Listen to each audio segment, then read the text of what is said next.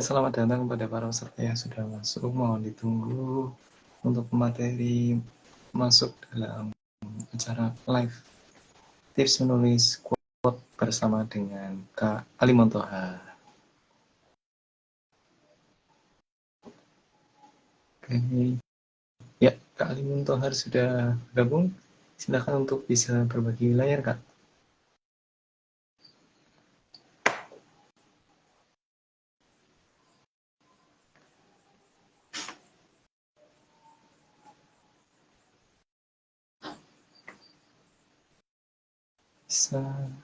Bisa untuk mencet yang tombol kamera di bagian bawah.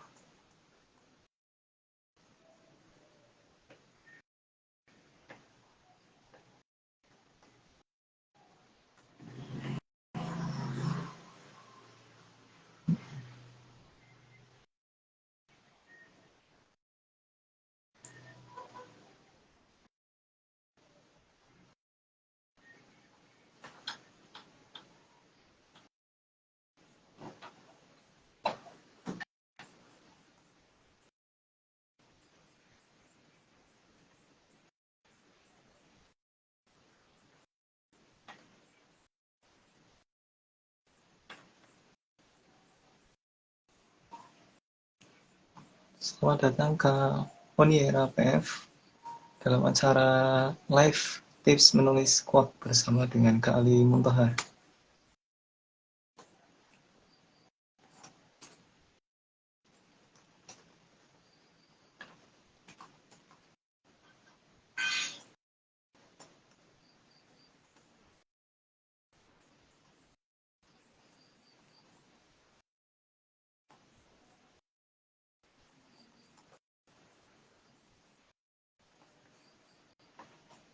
Kak Ali Muntoha untuk bisa diklik yang bagian kamera yang bawah, Kak, untuk menambah. Ya, ini sudah masuk.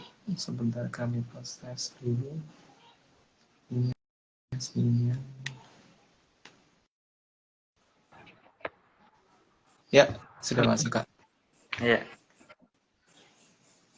Sebentar kami nyalakan kameranya. Wah.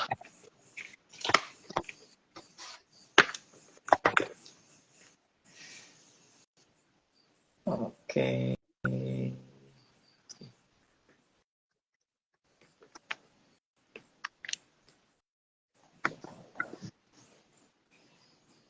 Selamat datang Kak Alfans dalam acara tips menulis quote bersama dengan Kak Ali Muntoha. Oke. Masih ada 4 menit untuk kami persiapan terlebih dahulu. Mohon ditunggu sebentar. Oke.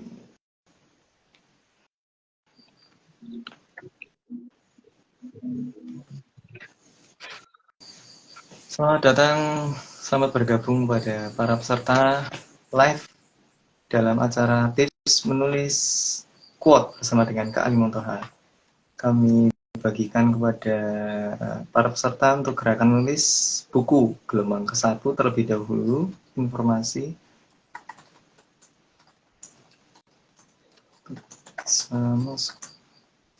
mengikuti kegiatan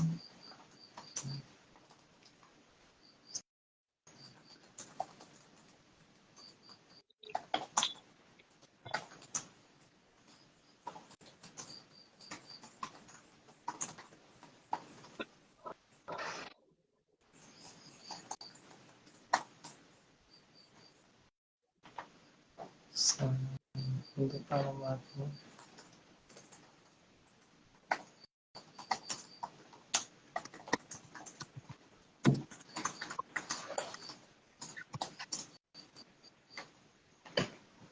Ya, sudah 3 menit lagi, masih ada 3 menit lagi.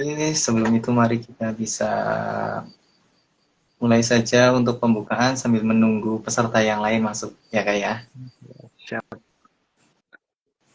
Baik, sebelumnya mari kita buka acara pada malam hari ini dengan Assalamualaikum warahmatullahi wabarakatuh. Waalaikumsalam Selamat warahmatullahi datang kepada wabarakatuh. Kak Ali Montohar. Terima kasih banyak telah meluangkan waktunya malam ini yang akan berbagi pengalaman materi tentang tips menulis quote. Acara ini adalah rangkaian dari program Gerakan Menulis Buku gelombang pertama yang dilaksanakan oleh penerbit Lutfi Gilang sejak 1 Agustus, terhitung 1 Agustus sampai 15 Agustus nanti. Untuk puncaknya nanti tanggal 17 Agustus pengumuman kejuaraan tentang hasil menulis buku teman-teman semuanya. Dari acara ini, para penulis nantinya akan mendapatkan berbagai fasilitas, yang diantaranya adalah materi kepenulisan secara video maupun PDF, kemudian adalah naskah yang lolos kurasi akan diterbitkan dan dibukukan, kemudian diperjualbelikan, yang kemudian adalah para peserta mendapatkan sertifikat pelatihan dengan total 36 jam pelajaran dan hadiah yang lainnya kepada 3 penulis terpilih apabila nanti mendapatkan nilai perolehan poin yang tertinggi. Baik, acara langsung kami mulai karena sudah mendekati waktunya. Sebelum itu, kami sebagai moderator akan membacakan sedikit tentang biografi dari narasumber pada malam hari ini.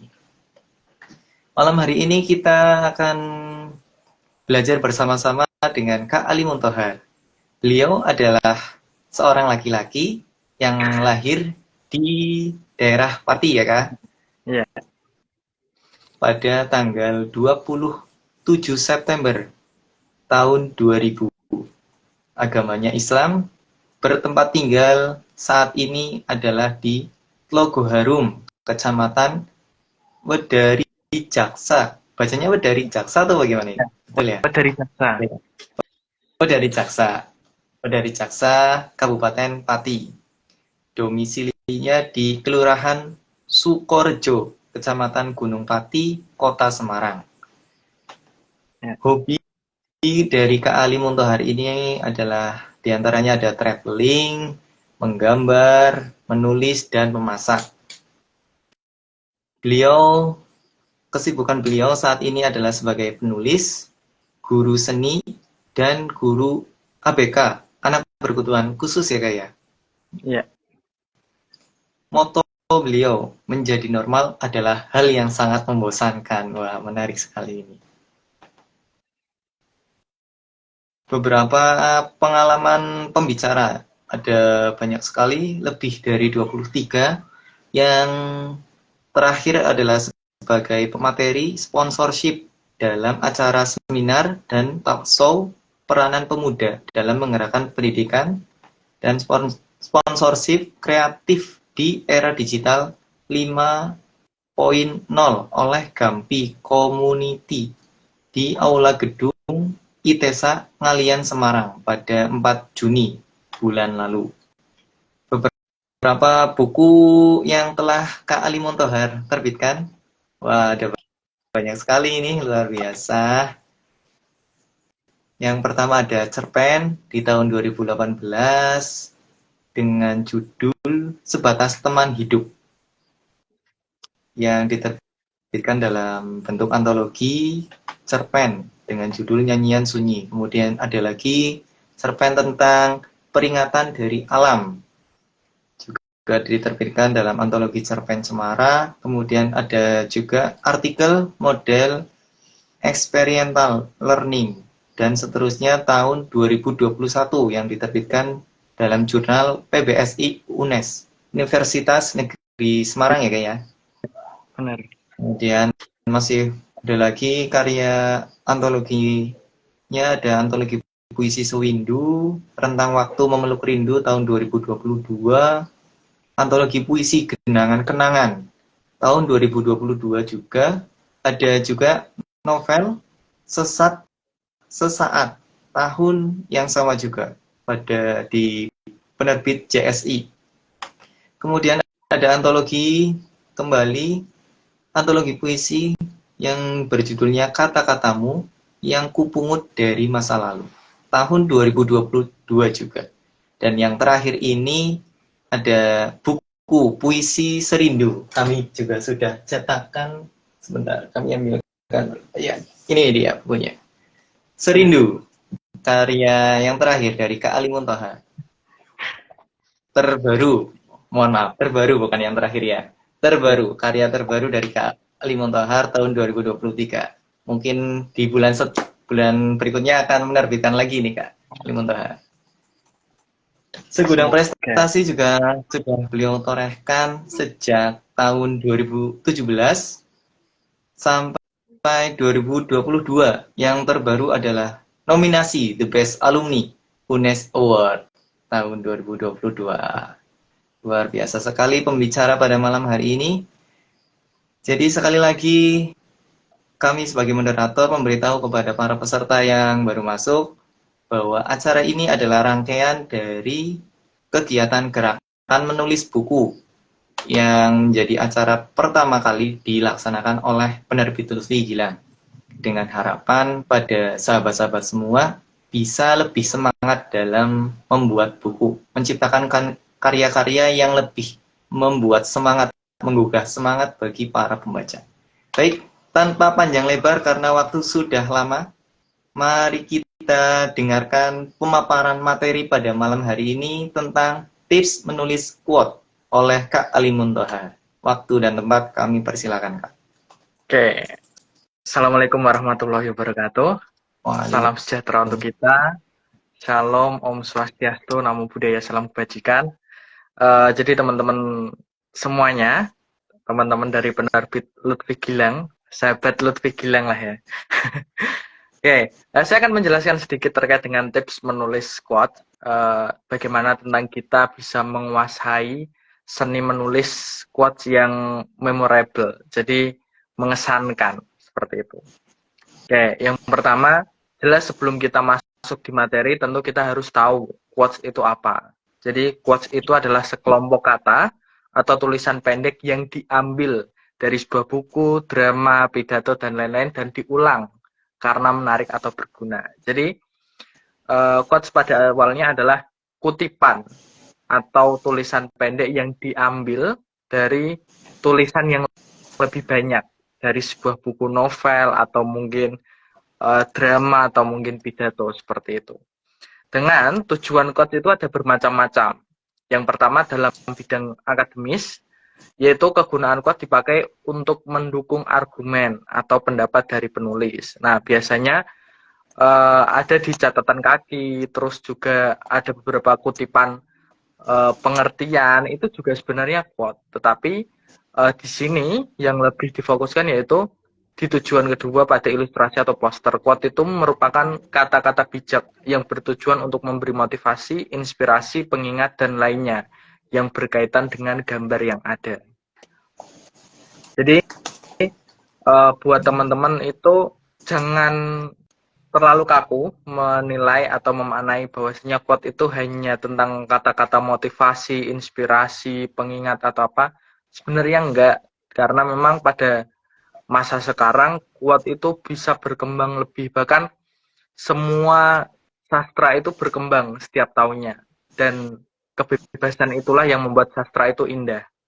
Jadi quotes itu tidak hanya tentang motivasi, inspirasi atau pengingat, tetapi juga tentang kata-kata indah yang mampu bisa membangkitkan gairah teman-teman untuk menulis, untuk hidup, untuk melakukan hal-hal yang lain seperti itu. Jadi bisa jadi ajakan, argumen atau apapun itu. Itu adalah quotes. Saya pernah menulis quote di novel saya, jadi kutipan mana sebentar. Oke, ini novel saya. Jadi saat saya setiap kali menulis itu selalu memainkan dari kata-katanya. Seperti tadi yang sewindu, serindu, itu sebenarnya duilogi, terus sesat sesaat, terus kenangan-kenangan, dan lain sebagainya. Jadi nanti gimana caranya bisa membuat kata-kata yang hampir sama, tapi maknanya juga lebih baik, atau mungkin lebih bermakna seperti itu. Jadi quotes di sini tuh banyak. Contoh salah satunya di halaman 59 di novel Sesat Saat itu, mempercayai Tuhan adalah kesalahan besar ketika dalam pikirnya hanya surga yang diinginkan. Nah, quote ini adalah kutipan yang saya ambil dari bab tersebut. Jadi menjelaskan mengenai bagaimana problem manusia sekarang adalah dia memiliki agama, mempercayai Tuhan dengan keinginannya banyak, dengan dia melakukan ibadah-ibadah yang lain, akan tetapi makna dari dia beribadah, makna dari dia melakukan sembahyang itu bukan karena Tuhan, tapi karena surga. Jadi sedikit-sedikit misal ada dalil atau mungkin kutipan dari kitab-kitabnya yang di garis bawahi adalah bahwasanya kalau kita mengikuti ibadah, mengikuti arahan dari pemuka agama, itu adalah kita akan masuk surga. Padahal notabene bukan tentang itu, tapi tentang bagaimana kita akan kembali ke Tuhan. Itu contohnya dalam novel yang saya tulis seperti itu. Itu adalah salah satu quote dalam novel yang memang ada latar belakangnya kenapa saya bisa mengutip atau bisa menulis kata-kata seperti itu. Pun ada quote di antologi Puisi Serindu ini juga saya terbitkan terbaru di Lutfi Gilang ya saya. Ini mengisi terkait dengan isi di dalamnya adalah 71 puisi dengan 71 quote. Jadi setiap puisinya itu ada quote yang menyambung dari puisi itu. Salah satunya saya bacakan di halaman 65, itu ada quote yang bunyinya, jika Tuhan mengizinkan, aku ingin menjadi coklat agar dapat membuatmu bahagia dengan cepat. Nah, latar belakang dari pembuatan quote yang saya tulis ini adalah puisi dari yang saya tulis, yaitu keju, coklat, dan vanilla latte. Saya bacakan juga, mungkin teman-teman ingin mendengarkan atau mungkin nanti ingin membeli bukunya, bisa langsung menghubungi penerbit Lutfi Gilang atau mungkin saya. Keju, coklat, dan vanilla latte. Aku memesan sebuah rasa untuk kesekian kali di kasir yang berbeda dengan yang kutemui sebelumnya. Aku diam saja hingga satu pembeli memilih menu untukku. Keju, coklat, dan secangkir vanilla latte dengan sedikit rindu. Dalam temunya mereka bertiga di atas meja. Mereka mengajakku bercerita ringan dengan tawa di tepian senja. Narasi yang panjang usai, kini giliran jingga yang bersuara. Kau tahu, seperti halnya keju, kau tak boleh terlalu manis, sebab coklat akan menjadi sahabatmu. Kau tahu pula, seperti halnya coklat, kau tak boleh terlalu asin, sebab keju pun akan menjadi temanmu. Dan meski kau sendiri malam ini, jangan terlalu dingin, sebab masih ada vanilla latte yang akan menjadi pelengkapmu. Jangan pernah merasa sempurna, apalagi sendiri. Jangan pernah pula merasa paling ampuh, apalagi rapuh. Dan ketika cerita esok datang, mungkin pagi yang akan mendengar. Aku menghilang bersama keju, coklat, dan vanilla latte. Tak apa jika kau ingin menangis pagi nanti. Setidaknya di sore aku bisa menghibur dan mengurai air matamu. Jadi sebenarnya panjang sekali kalau kita membahas terkait dengan latar belakang sebuah puisi itu bisa tertuliskan, termasuk juga puisi ini, puisi ke-29 dalam antologi Puisi Serindu, dan akhirnya muncullah quotes untuk jika Tuhan mengizinkan aku ingin menjadi coklat agar dapat membuatmu bahagia dengan cepat. Artinya kalau kita konteksnya secara real, bahwasanya memang kebanyakan manusia entah itu perempuan, laki-laki, itu bisa moodnya berubah. Bahkan penelitian pun menyebutkan bahwasanya coklat bisa merubah mood seseorang menjadi lebih baik ketika ia dimakan, seperti itu. Nah, sehingga quotes ini bisa muncul dengan bias di dunia nyatanya seperti apa, sehingga gimana caranya agar ini bisa lebih mengesankan atau bisa membuat orang itu terkesan ketika membacanya. Yaitu, jika Tuhan mengizinkan, aku ingin menjadi coklat agar dapat membuatmu bahagia dengan cepat. Meskipun ini bukan hal yang bisa kayak gitu loh. Nggak mungkin seseorang bisa menjadi coklat.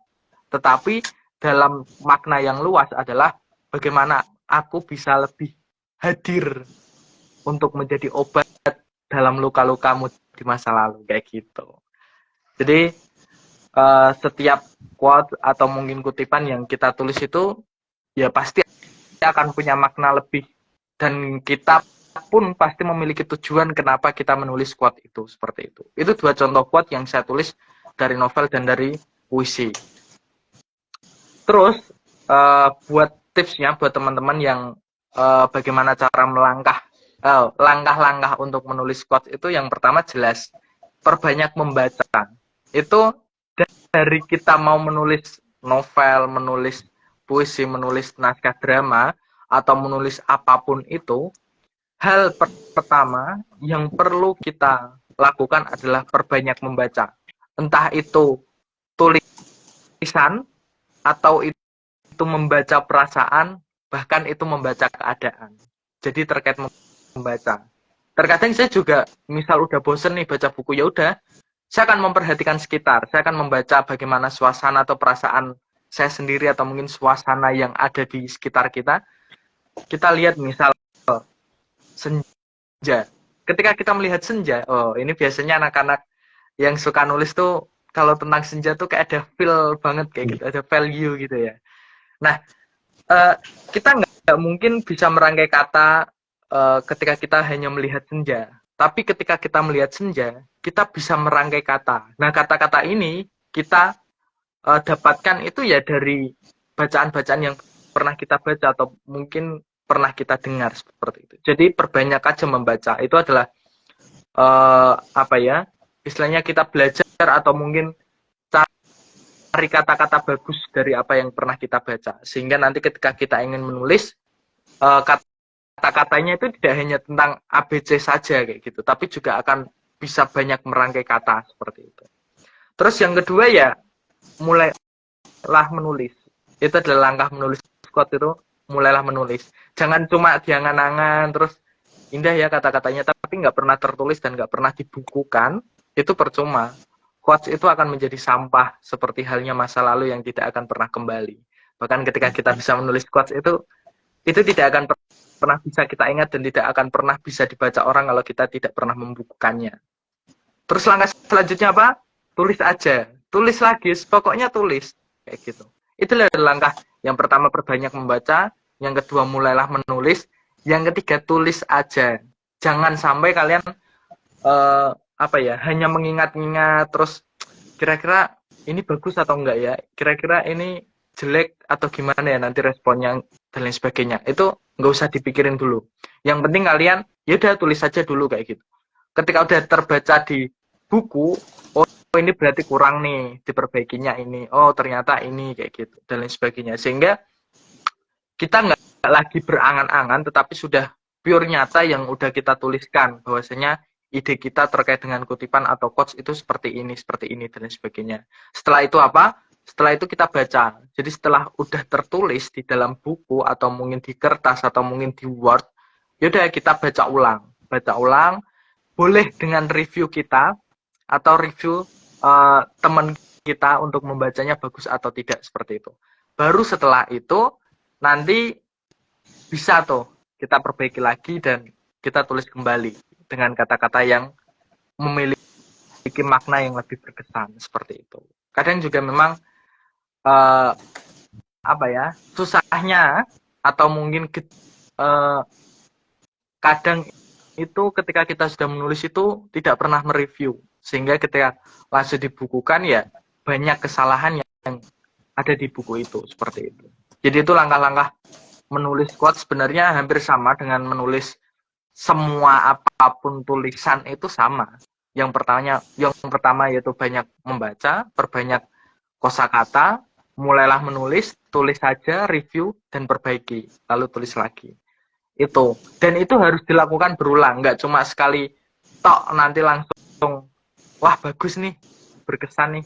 Enggak. Nanti ketika kita udah berkembang lebih lagi, nanti ketika kita melihat tulisan 1 tahun atau 2 tahun sebelumnya di tahun ini, kita kan, ih, masa ini tulisanku sih kayak gitu. Sedangkan tulisan kita sekarang udah lebih bagus kayak gitu loh. Tapi dulu kita pasti bangga dengan tulisan kita waktu itu kayak gitu. Sehingga memang ada proses di setiap kita menulis itu bagaimana. Jadi tidak hanya stuck kita di sini menulis ini dan kita tidak pernah membaca buku lagi. Itu salah. Seperti itu. Next, untuk tips menulis quotes teman-teman semuanya, yang pertama yaitu jangan pikirkan kalau mau menulis quotes. Nah, ini sulit ya. Padahal kita mau menulis quotes, tapi jangan pikirkan kalau mau menulis quotes. Kenapa? Karena kalau terlalu mikirin, ini bagus nggak ya, ini kalimatnya udah keren nggak ya, nggak akan selesai-selesai. Jadi, yaudah, tuliskan aja menurut kalian hal apa yang perlu kalian tuliskan terkait dengan kutipan, terkait dengan tadi pengingat, momentum, atau mungkin argumen dan lain sebagainya. Yaudah, tulis saja kayak gitu. Jadi nggak usah pikirin saya akan nulis quotes, enggak. Tulis aja dulu, nanti baru diperbaiki untuk menjadi quotes yang lebih indah.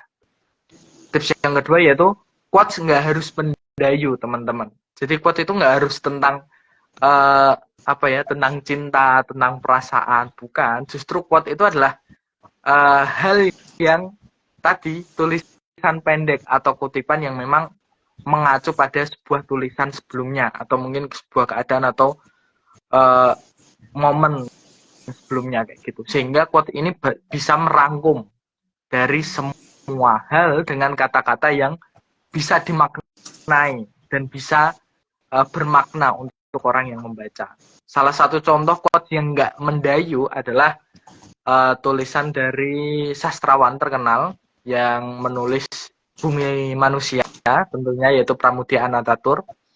Ini nggak mendayu, tapi ini banyak sekali menjadi patokan untuk seseorang berubah menjadi seorang penulis pada akhirnya. Yaitu orang boleh pandai setinggi langit, tapi selama ia tidak menulis, maka ia hilang di dalam masyarakat dan sejarah. Karena menulis adalah bekerja untuk keabadian. Nggak ada kata mendayu di sini, tapi ini quotes atau kutipan yang mampu menyadarkan kita bahwasanya menulis itu sangat penting, dan menulis itu bekerja untuk keabadian. Bukan berarti kita bekerja full dari jam 7 sampai jam 7 lagi, bukan, tetapi ketika kita sudah menulis, menciptakan buku itu akan terkenal dan tidak akan pernah hilang. Itu makna dari menulis adalah bekerja untuk keabadian. Terus selanjutnya adalah tipsnya makin simpel, makin mudah diingat. Itu quotes. Contoh, ketika semakin panjang quotes, ya itu nggak lagi jadi quotes, tapi catatan kaki kayak gitu. Jadi semakin sempit itu semakin bisa diingat, itu semakin bagus kayak gitu. Contoh, sebanyak apapun puisi itu biasanya ada satu kutipan yang selalu diingat. Seperti halnya kutipan dari puisinya Sapardi Djoko Damono, aku ingin mencintaimu dengan sederhana. Itu yang selalu diingat dari banyaknya puisi, dan itu hanya yang diingat, dan memang itu yang paling simpel dan mudah diingat tapi paling bermakna kayak gitu.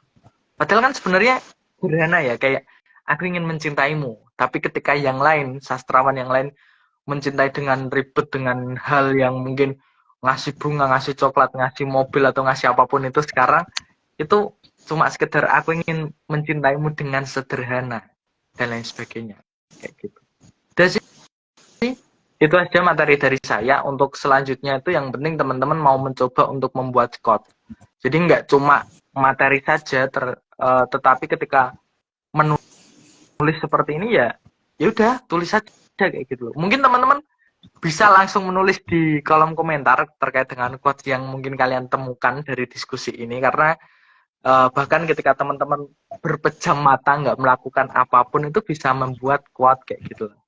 Bahkan misal nih ketika saya merem misal, nah ini bisa saya bayangkan bahwasanya ketika mataku terpejam saya bisa melihat kamu yang lebih dekat dibanding saya melihat di depan mata saya kayak gitu. Misal itu adalah gambaran dari orang yang LDR yang jauh di sana nggak pernah ketemu, tapi ketika dia pejamkan mata justru dia merasa lebih dekat kayak gitu. Jadi banyak sekali quote yang sebenarnya bisa kita tulis, tetapi yang paling utama adalah kita perbanyak kosakatanya, kita bisa merangkai kata dan tidak itu saja. Seperti itu. Terima kasih Mas, materi terkait dengan quotes yang cukup simpel ya. Itu saja. Terima kasih. Silakan. Saya kembalikan lagi. Jadi semakin simpel semakin mudah diingat ini Kak, sesuai dengan yang dicontohkan.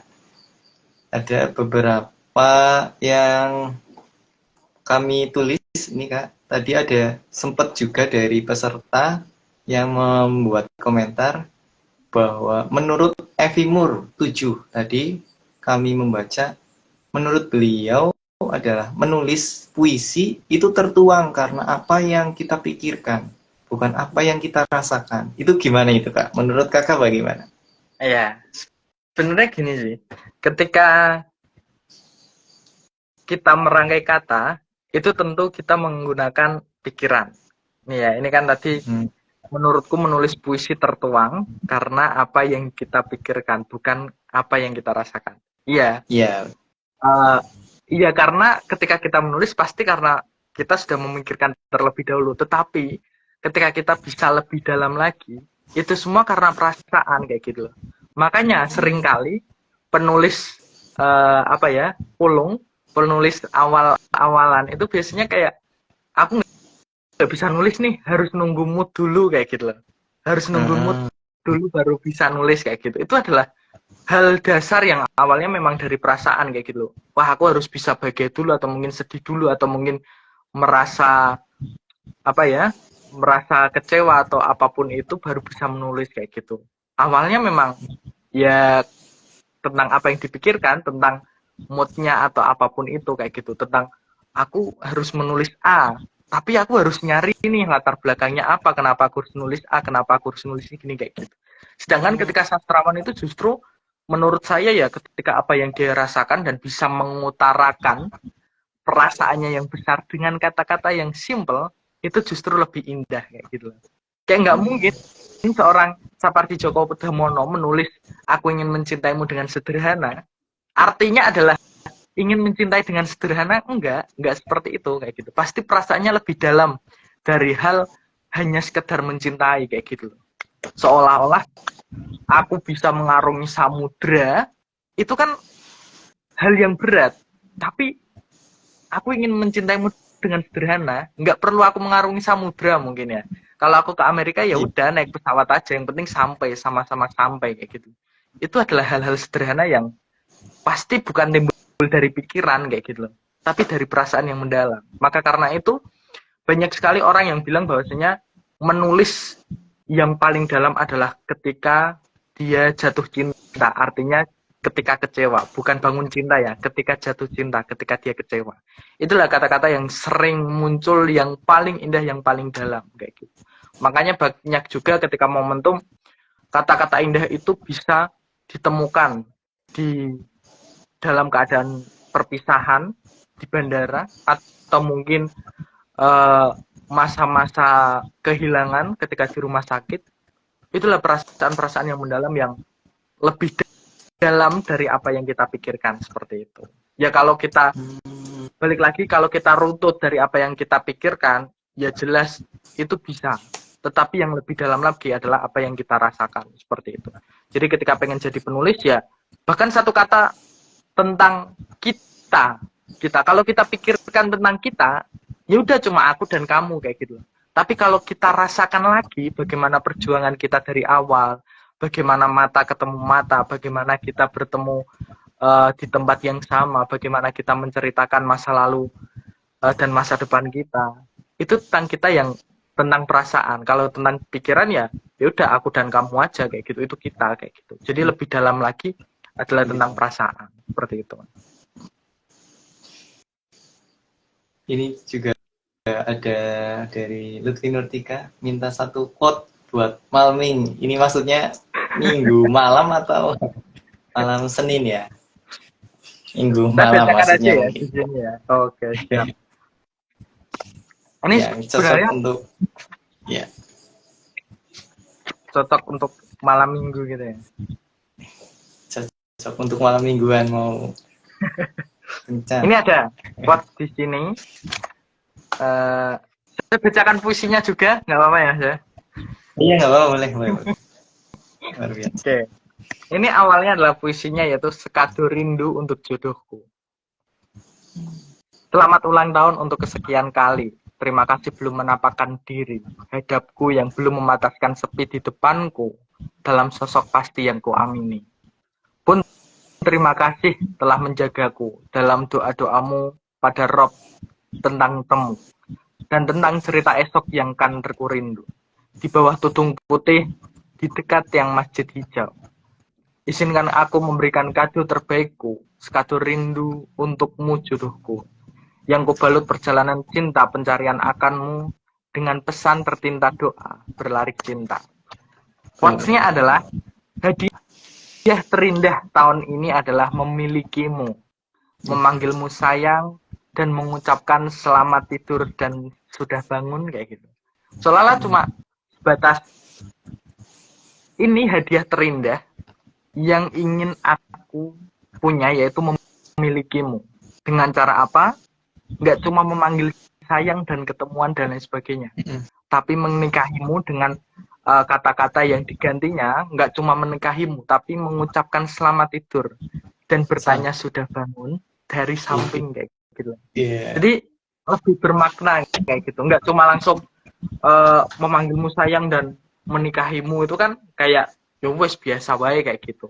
Tapi di sini memanggilmu sayang dan mengucapkan selamat tidur dan sudah bangun kayak gitu. Terima kasih banyak ini. Kemudian ini Kak ada pertanyaan dari tim kami, apakah lebih mudah ketika menulis quote itu ketika sedih atau justru saat jatuh cinta ini? Dari tadi sepertinya seperti sedang berbunga-bunga hatinya, nggak tahu quote yang dibacakan. Oke, ini ya kalau saya runtut dari apa yang saya pernah tulis di buku-buku saya dan mungkin pernah beberapa tulisan yang pernah saya baca, yang paling mudah itu ketika kita kecewa, itu hal yang paling mudah untuk buat kata-kata daripada seneng ya, karena seneng itu kan kita seneng, kita mungkin jatuh cinta, kita bangun cinta, kita bahagia, itu adalah masa-masa yang tenang, masa-masa yang senang, dan itu zona nyaman kayak gitu loh. Biasanya di zona nyaman kita itu malah jarang sekali mau memikirkan sesuatu, yang ada kita menikmati situasi kayak gitu, menikmati suasana, menikmati rasa yang sedang kita rasakan saat ini. Tapi ketika kita kecewa, kita mungkin istilahnya ketika sendirian atau mungkin ketika sedang putus cinta, itu adalah masa-masa di mana kita akan sendiri merenungi, tidak menikmati suasana, tapi ingin meluapkan. Nah, biasanya meluapkan itu kan ada orang yang nangis, terus nggak mau makan, terus mungkin yang sampai over itu bisa bunuh diri karena cinta. Tapi kan ketika sastrawan itu justru momentum untuk oke lah, berarti buat nih kata-kata biar bisa jadi buku kayak gitu. Buat nih quotes tentang kemarin perjalanan sama dia gimana sih kayak gitu, sampai akhirnya justru itu adalah zona yang tidak nyaman yang menuntut kita untuk meluapkan emosi kita dengan cara apa?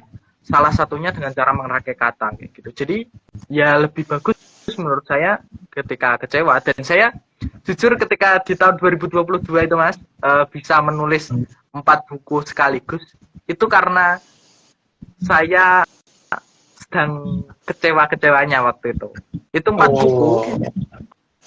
4 buku itu dalam waktu nggak sampai 1 tahun. Bahkan novel yang ini itu bisa tercipta sebanyak ini dalam waktu 2 minggu.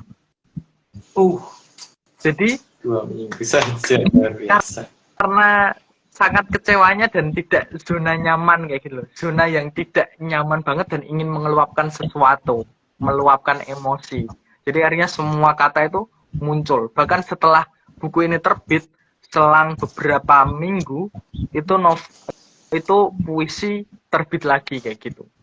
Nah, baru 2023 ketika zona saya sudah sangat nyaman, saya sudah bisa bahagia kembali, itu saya baru bisa membuat 1 buku ini kayak gitu loh. Sehingga menurutku memang yang saya rasakan selama ini ketika itu kecewa ya saya juga bersyukur bisa membuat buku sebanyak itu kayak gitu. Tapi kalau untuk kembali ke masa itu ya enggak lah, janganlah kayak gitu.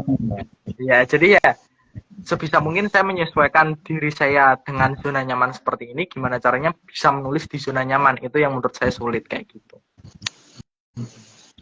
Berarti pernyataan dari Kak Ali Muntohar ini sesuai dengan Kak Evi Murtuju. Beliau juga bilang bahwa ya keadaan sedih lebih banyak menulis puisi ketimbang senang karena seolah lebih dekat dengan tulisan. Iya, benar banget. Sesuai yang tadi bahwa kecewa itu adalah tindakan, ada keinginan untuk meluapkan rasa yang tanpa sadar biasanya dari kita itu meluapkannya melalui sebuah tulisan begitu ya kayak. Entah ini ya sebenarnya banyak kok, misal teman-teman nih, misal lagi galau atau mungkin lagi kecewa, pasti kalian akan menulis story kayak gitu ya. Entah story itu sindiran kepada orang itu atau mungkin hanya dengan teman dekat, misalkan di Instagram biasanya kayak gitu. Itu udah sebenarnya udah termasuk dari tulisan. Tapi mungkin kalian terlalu luap sehingga yang muncul ya udah yang kalian tuliskan kayak gitu. Sedangkan ketika kita ingin menjadi penulis, kata-kata yang ingin kita munculkan kita ubah kembali agar lebih indah. Sehingga mungkin bisa menyakiti orang yang membaca tapi dengan cara yang halus dan mengesankan. Sehingga mungkin yang membaca akan lebih sadar kayak gitu. Karena ketika kita menulis dengan meluapkan emosi dengan kata-kata binatang misalnya, ya itu akan menyakiti mereka kayak gitu loh dengan kasar. Tetapi ketika kita bisa mengolah lagi kata-kata itu, mungkin tidak hanya menyakiti tapi bisa membuat dia lebih sadar kayak gitu aja sih. Itu emang udah tertanam dalam diri kita kok. Meskipun kita nggak punya Instagram, nggak punya WA, nggak punya apa, kita nggak mungkin bisa buat status atau story. Orang tua sebelumnya juga bisa kok ngelamun mungkin atau grundel ya istilahnya kalau bahasa Jawa, atau mungkin ngomong dengan orang lain. Ya semua itu sebenarnya sudah kita tahu dan kita tanamkan dalam diri kita di awal. Sebenarnya hanya perlu kita merubah gimana cara kata-kata yang biasa bisa menjadi bermakna atau mungkin berasa kayak gitu, Mas. Itu, Mas. Oh iya. Kemudian Kak, kalau ini soal menulis quote itu lebih banyak untuk meluapkan apa yang ada dalam diri kita atau ingin memberitahu kepada orang lain, seperti memberikan pengajaran atau amanat barangkali. Lebih bagus yang mana menurut Kak Ali Muntohar? Kalau saya pribadi ya, sebenarnya yang pertama ya kita harus berdamai dengan diri kita sendiri. Artinya kata-kata ini untuk kita kayak gitu loh. Semua tulisan sebenarnya yang saya pahami ketika orang itu menulis, bahkan ketika orang itu menasehati, itu adalah kata-kata yang harusnya untuk dia sendiri, tetapi kesannya biasanya untuk orang lain kayak gitu. Jadi semua quote, bahkan semua kata itu bergantung dari sudut pandang pembaca, sehingga kita tidak bisa memaknai A itu adalah A kayak gitu, 6 itu adalah 6, belum tentu, karena bisa saja pembaca ketika melihat itu adalah angka 9 kayak gitu istilahnya. Sehingga quotes itu ya dari kita terlebih dahulu kok. Kalau kita mau membuat quote dengan kata-kata yang benar-benar dari diri kita, dari perasaan kita, nanti orang itu akan merasakan gimana kata-kata itu bisa menasihati dia, bisa membuat dia sadar mungkin dan lain sebagainya. Karena memang kata atau mungkin omongan atau apapun itu, atau bahasa lah istilahnya, itu memang ada keterikatan antara pengucap atau penulis dengan pembaca, seperti itu. Jadi sebenarnya tadi sih ya, untuk terkait quotes itu jangan terlalu dipikirkan, oh aku mau buat quotes, nggak usah gitu, tulis aja. Nanti ketika pembaca itu bisa mengapresiasi dan sesuai dengan apa yang dia rasakan, pasti akan diapresiasi. Karena nggak semua tulisan itu bisa dipahami dan bisa istilahnya ambil oleh semua orang kayak gitu. Pasti ada pro kontra dan ada yang mau, ada yang enggak kayak gitu sih. Iya. Oh iya. Jadi lebih bagus ketika menulis quote adalah untuk diri kita sendiri terlebih dahulu begitu ya kayak. Iya. Kemudian ini Kak, kebanyakan dari quote-quote ketika kami browsing itu memang lebih banyak tentang luapan emosi, tentang patah hati atau jatuh cinta ketimbang tentang hal yang lain. Apakah quote memang hanya seputar tentang jatuh cinta dan patah hati Kak? Ini sih, jadi sebenarnya yang salah kaprah juga ya. Sebenarnya kan quote itu kan tadi ya tulisan pendek atau mungkin kelompok kata yang diambil dari sebuah buku, drama, pidato dan lain sebagainya. Akan tetapi di masa sekarang sastra itu sudah berkembang, bahkan mungkin sangat berkembang kayak gitu loh. Kalau dulu kan misal puisi itu kan ada puisi pantun dalam puisi syair, itu semuanya kan harus gini-gini, ada aturannya, ada susunannya AB atau mungkin AA, BB dan lain sebagainya kayak gitu. Itu aturan-aturan dulu kayak gitu, sehingga pada masa lalu ya quotes itu adalah kutipan yang benar-benar diambil dari sebuah buku, drama, pidato dan lain sebagainya. Tetapi ketika sekarang kalau kita lihat sih sebenarnya lebih ke arah pembaca ya.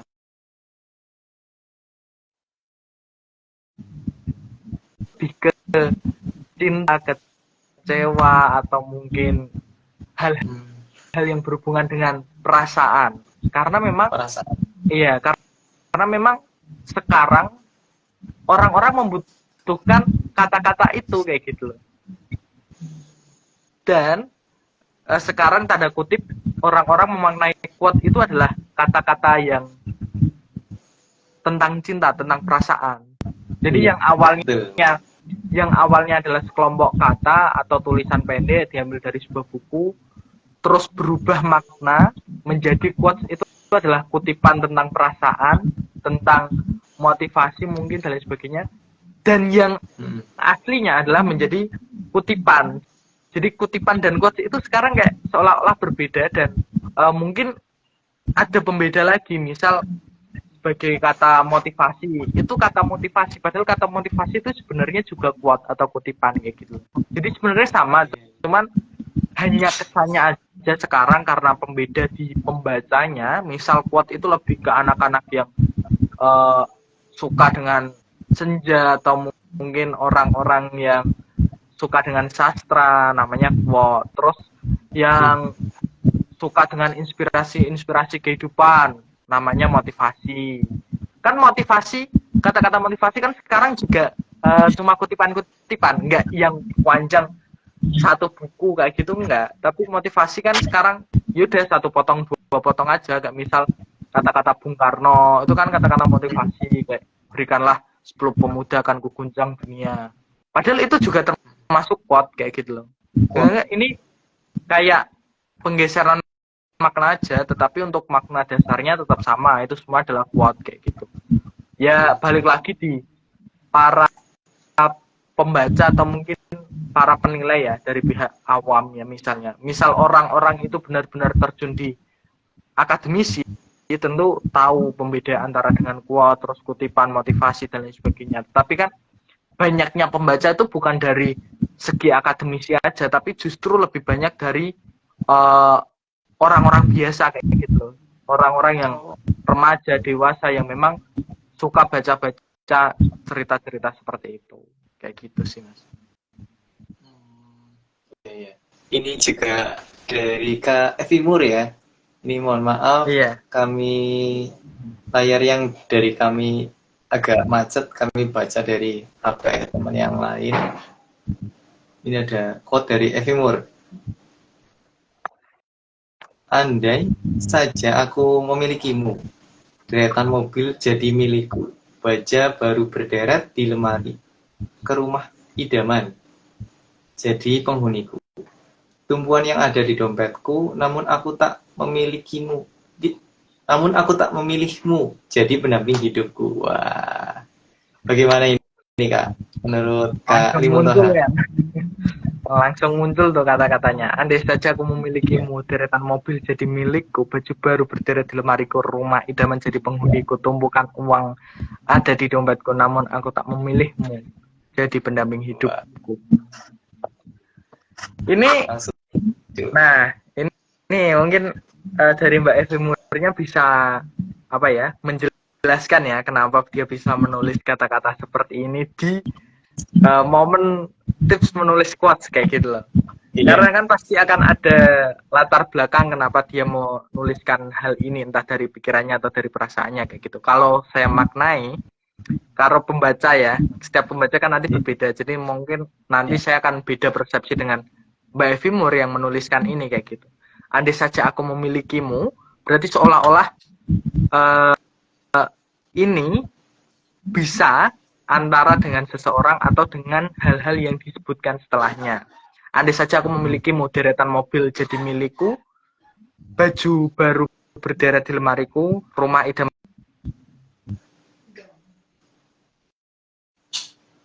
Oh, sinyal dari kami yang hilang.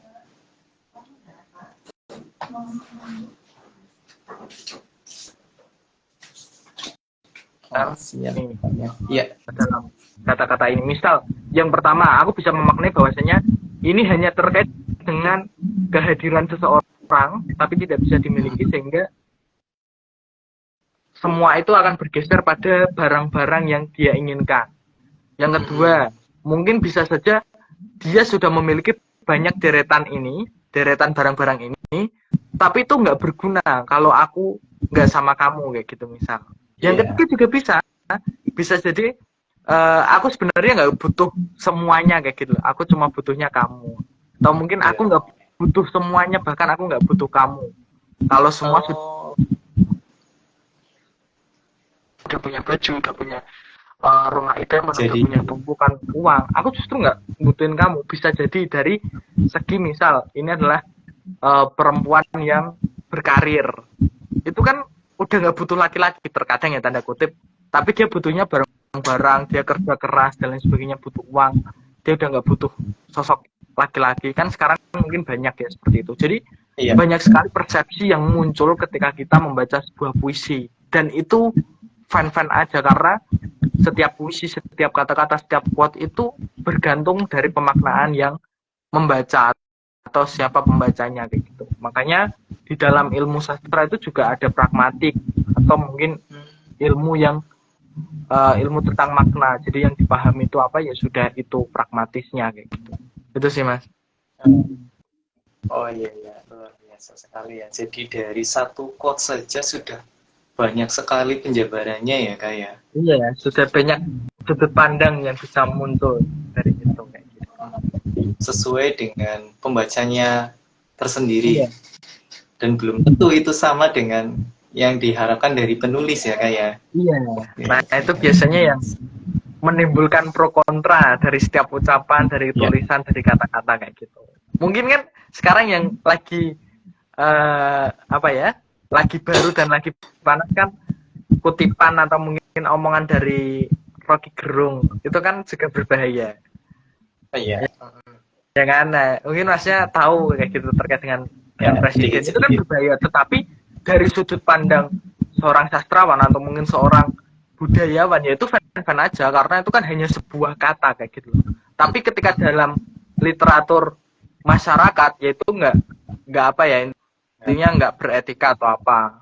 Bahkan bisa lebih ganas lagi kalau itu direspon oleh para penggemar presiden. Itu kan lebih-lebih lagi kayak gitu. Sedangkan di dalam ruangan itu fan-fan aja kok yang mendengarkan kutipan atau mungkin yang mendengarkan omongan Rocky Gerung kayak gitu. Dasarnya sih seperti itu. Jadi kita bahkan menulis tentang hal perasaan pun itu belum tentu itu akan diterima oleh semua orang. Bisa jadi kayak apa sih sok tahu kayak gitu. Ada mungkin yang responnya adalah nggak gini deh perasaan deh, atau mungkin apa kayak gitu. Karena memang semua tulisan tuh nggak bisa diterima oleh semua orang. Pasti ada pro kontra di dalam setiap tulisan kayak gitu sih. Apalagi sebuah quotes yang harusnya memang indah. Kalau kita memaknai setiap hal dengan sudut pandang positif, pasti semua akan positif kayak gitu aja. Oh iya, iya. Betul. Sudah hampir sampai di penghujung acara ini Kak. Apakah ada lagi yang ingin dari Kak Ali Montahar mau menyampaikan? Silakan Kak.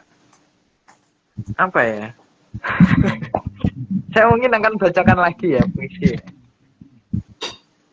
Oh iya, boleh. Nah, saya carikan dulu.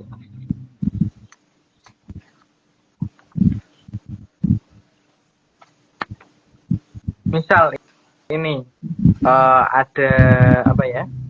Puisi atau mungkin bisa jadi quotes ya, karena terlalu pendek. Sebungkus cinta untukmu.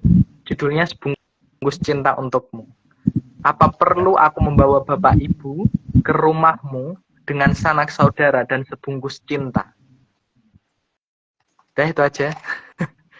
Jadi sebungkus cinta untukmu ini, apa perlu aku membawa bapak ibu ke rumahmu dengan sanak saudara dan sebungkus cinta? Jadi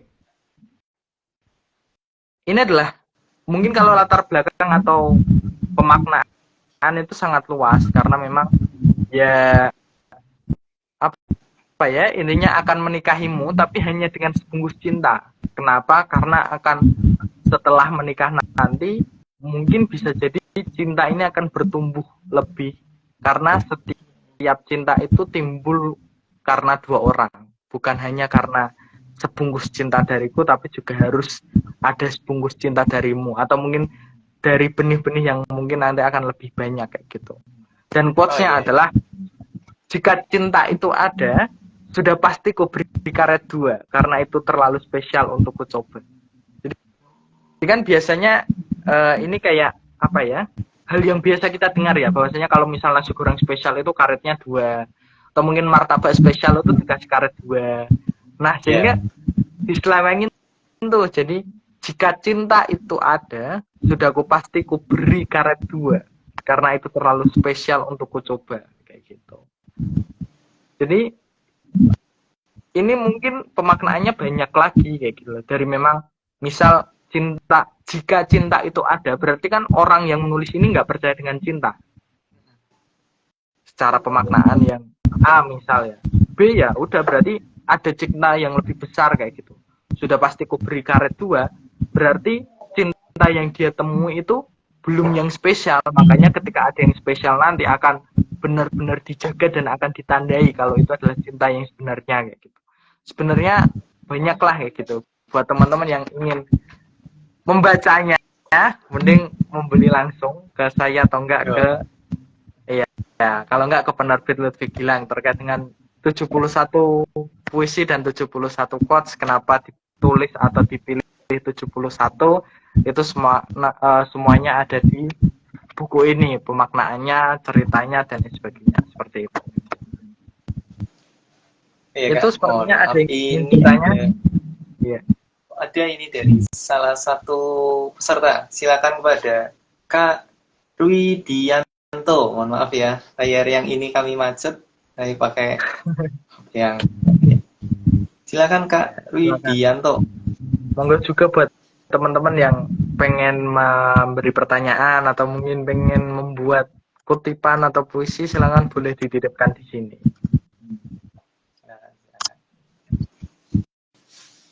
Ada Kak Rui Dianto, apakah masih ada di dalam?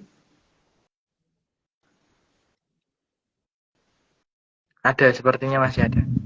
Mungkin teman-teman yang lain di sini juga ada, masih ada 6 ya yang mengikuti dari Dian, Riyadi, Dina, Sumadi, Kak, Alisa, dan Lutfi Nurdika. Mungkin Mas Mbak ya bisa merespon, atau mungkin ada yang nggak setuju atau mungkin setuju, ya monggo dipersilakan, karena di sini kita berdiskusi kayak gitu. Ini sambil menunggu dari Kak Widianto dari tim kami ada yang bertanya lagi, apa sih perbedaan dari quote dan puisi itu, Kak? Quote dan puisi? Iya. Karena hampir mirip, artinya ini sedikit tidak terlalu berbeda. Apakah quote memang sedikit, puisi juga ada yang sedikit. Oke, gini, kalau puisi itu yang pertama jelas itu adalah karya sastra. Jadi karya sastra itu kan terbagi menjadi 3, dari dari prosa, puisi, dan drama. Jadi pada dasarnya memang semua tulisan sastra atau karya sastra itu terbagi menjadi 3, antara prosa itu ada cerpen, novelet, dan lain sebagainya. Ada puisi ada banyak lagi, dan ada yang namanya drama atau dialog di dalamnya. Jadi latar belakang ini sudah memperlihatkan bahwasanya berbeda dari segi keluasan. Jadi puisi itu lebih luas karena puisi itu sastra yang ungkapannya di dalamnya itu ada rima, irama, lirik, dan ritme. Dan mungkin ketika lebih luas lagi adalah tentang keindahan. Kata-kata yang indah adalah puisi. Sedangkan quotes adalah kutipan sebuah kalimat yang diambil untuk lebih menarik lagi kayak gitu. Jadi kalau dilihat porsinya ya bisa dilihat quotes itu di bawahnya puisi kayak gitu. Puisi itu lebih tinggi dari quote, dari lebih luas lah dari quote. Jadi quote itu lebih simpel, lebih kecil lagi kayak gitu. Oke, ini oh iya, di layar kami masih macet. Apakah Kak Widianto sudah bertanya? Oh iya Kak, ini sudah masuk langsung dari Kak Widianto. Kak, mau tanya tanggapannya Kakak soal chat GPT yang akhir-akhir ini jadi pembahasan karena bisa kita suruh menulis puisi, prosa, atau quote. Lalu yang disebut pengarang itu siapa, Kak? Wah, menarik sekali ini dari Kak Widianto. Ini sepertinya mungkin teman-teman bisa membantu ya, karena ini juga problem yang kita hadapi bersama, bahwasanya untuk para penulis atau mungkin para seniman, bahkan ya para editor itu juga merasakan hal yang sama. Ya gimana ya, kita menghadapi era yang sudah tidak lagi berhadapan dengan manusia, tetapi dengan sistem atau robot kayak gitu. Bahkan ketika disebut pengarang ya jelas dia yang mengarang sebuah tulisan, dia yang menciptakan sebuah tulisan kayak gitu. Ada juga saya pernah membaca bahwasanya misal kita melakukan chat GPT ya untuk menulis puisi, prosa, atau mungkin quotes, itu adalah bisa dikatakan karya kita karena kita yang menginginkan itu ada kayak gitu. Ada yang bilang seperti itu, ada yang bilang kayak ya kita kan yang menuliskan di chat GPT itu kayak gitu loh. Kita yang menginginkan, kita yang memikirkan ide atau temanya yang ingin kita tuliskan di situ itu apa sehingga muncul. Itu juga termasuk karya kita. Katanya seperti itu.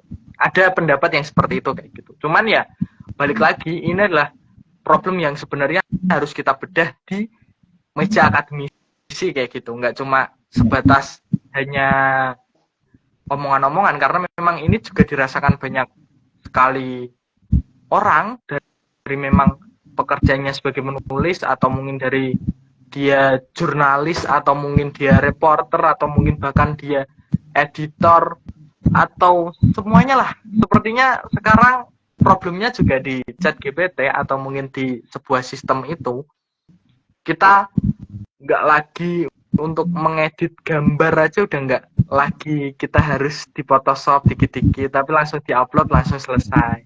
Ya seperti tadi, untuk apa? Untuk menulis sebuah puisi sekarang ada ChatGPT kayak gitu. Bahkan beberapa tugas kuliah sekarang di ChatGPT juga bisa kayak gitu.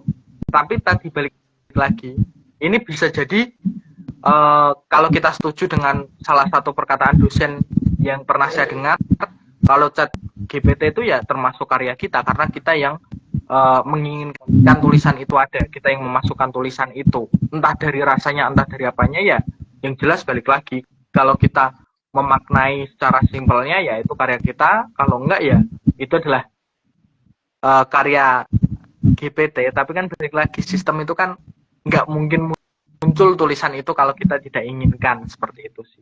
Dan itu adalah seni, nggak semua orang bisa menggunakan ChatGPT juga.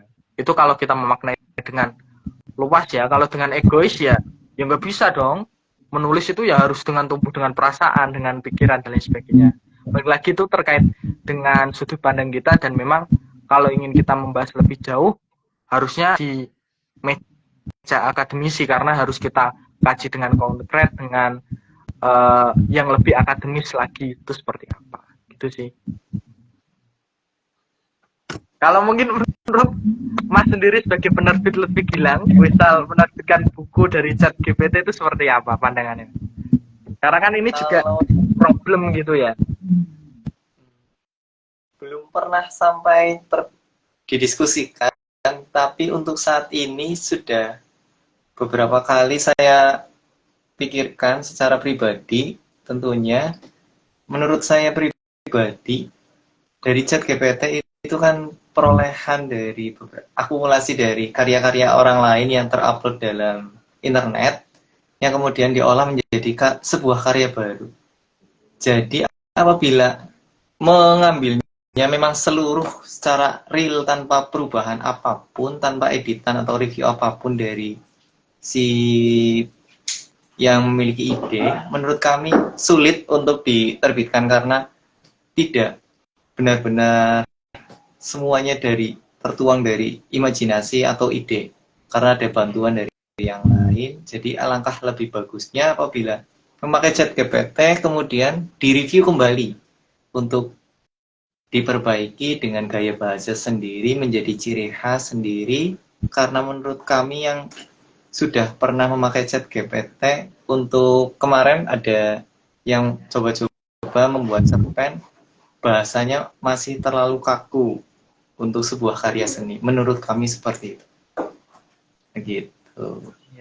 Karena tetap karya seni dari mungkin tulisan atau mungkin dari gambar itu sebenarnya akan bernyawa jika kita ciptakan dari perasaan sih. Oh iya. Jadi kalau dari mesin ya tetap ada minusnya kayak gitu. Cepet ya jelas cepet dibanding dari pemikiran atau perasaan seseorang. Tapi balik lagi feel-nya atau mungkin value-nya atau mungkin dari perasaannya yang muncul dari ketika kita membaca tulisan itu beda kayak gitu. Karena mesin itu tidak punya perasaan. Iya, betul. Gitu.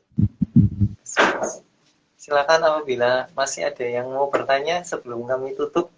Sudah jam 9 ini. Ya, terima kasih untuk Mas Riyasi juga untuk pertanyaannya dan teman-teman. Iya. Baik, sudah, kalau tidak ada yang bertanya, kami akan mengulang sedikit materi dari Kak Alimun Tohar. Berikut ada beberapa langkah-langkah dalam menulis yang sudah kami rangkum. Yang pertama, perbanyak membaca. Membaca apa saja, boleh buku, perasaan, dan keadaan. Kemudian mulai menulis lagi, dan terus menulis. Setelah itu melakukan review. Tingkatkan kemampuan menulis dengan terus belajar. Jangan memikirkan ketika mau menulis quote yang memang sangat susah. Dan quote tidak harus mendayu.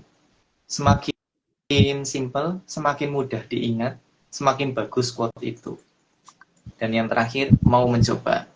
Oke, luar biasa. Kemudian ada beberapa pertanyaan, diantaranya tadi dari Kak Efimur 7. Pernyataan, mohon maaf, Menulis puisi menurut Kak Evi Mur tertuang karena apa yang kita pikirkan bukan apa yang kita rasakan. Namun lebih bagusnya sebetulnya itu adalah berdasarkan dari perasaan yang mendalam. Terus ada quote malam minggu dari tadi yang meminta dari Kak Lutfi Nurtika. Tadi sudah dibacakan, itu hadiah terindah saat ini adalah memilikimu. Wah, luar biasa. Terus banyak beberapa pertanyaan yang lain, dan yang terakhir tadi tentang chat GPT. Jadi bisa dikatakan penulisnya adalah yang memiliki ide tersendiri. Bisa dikatakan juga bahwa chat GPT bisa dijadikan sebagai ghostwriter seperti itu ya Kak. Kemudian ada perbedaan puisi dan quote. Kembali ke jenis sastra karena ada prosa, puisi, dan drama. Puisi di satu di atasnya dari quote gitu. Itu ya Kak. Kemudian yang terakhir ini Kak, sebelum ditutup, boleh kami minta quote khusus untuk penerbit Lutfi Gilang ini Kak. Untuk menutup acara pada malam hari ini. Oke, siap. Dan dari teman-teman. Dari quotes puisi Lutfi Gilang, dari quote penerbit Lutfi Gilang. Untuk apa ini? Berarti untuk penerbitnya, pure penerbitnya. Ya, untuk penerbitnya. Bukan buat saya pribadi. Ya, siap. Kalau mungkin ya, segala sesuatu yang hidup dari perasaan dan pikiran seseorang, maka itu akan bisa menjadi besar dan bisa menjadi arti kehidupan bagi orang lain. Jadi semoga Lutfi Gilang, dari mungkin Mas Lutfi Gilang sendiri, dari awal perasaan kecil, ide yang kecil, tapi jika itu bisa ditumbuhkan dengan pikiran dan perasaan yang baik, maka akan menjadi arti yang besar untuk orang lain. Kayak gitu. Perasaan yang besar.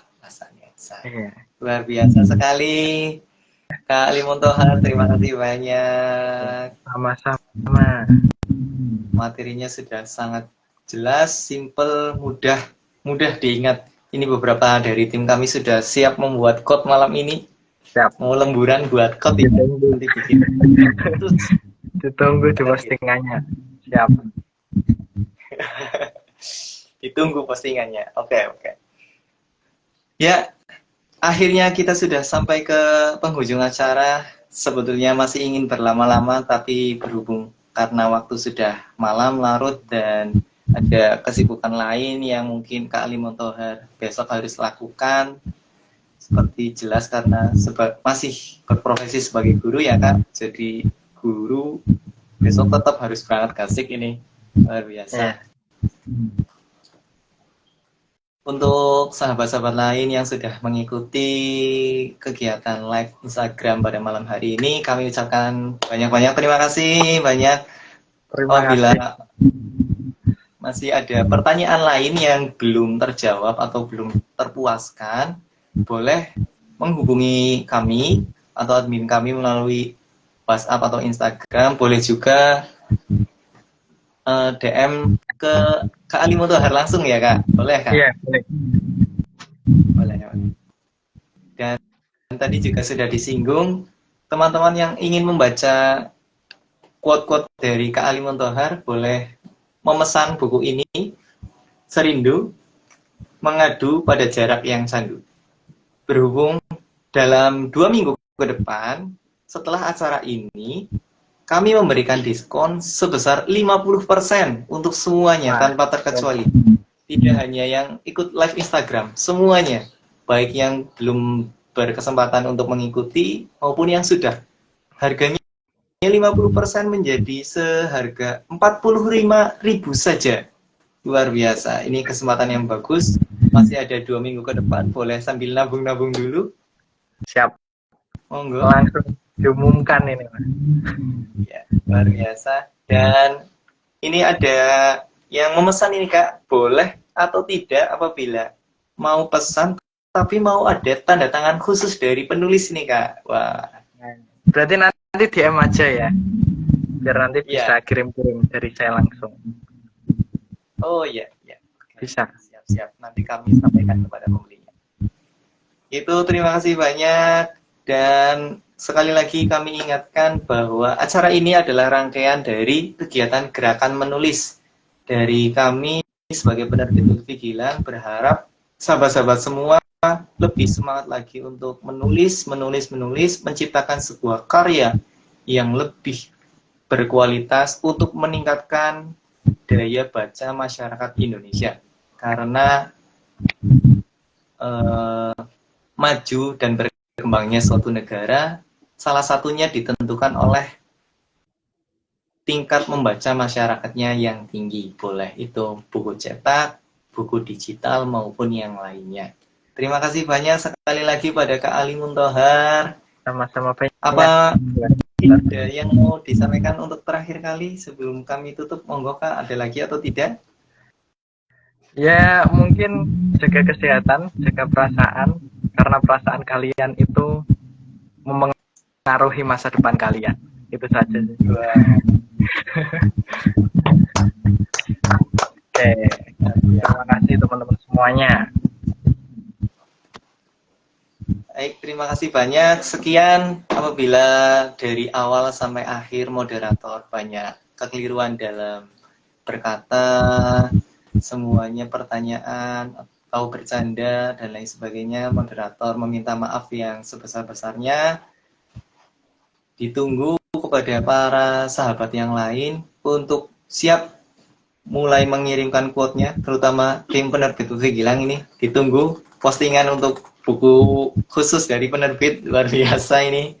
Menjadi PR untuk kami. Semangat semuanya. Terima kasih banyak Kak Limontohar. Iya, siap. Terima kasih juga. Ditunggu pada kesempatan berikutnya. Baik, kami akhiri. Assalamualaikum warahmatullahi wabarakatuh. Waalaikumsalam warahmatullahi wabarakatuh.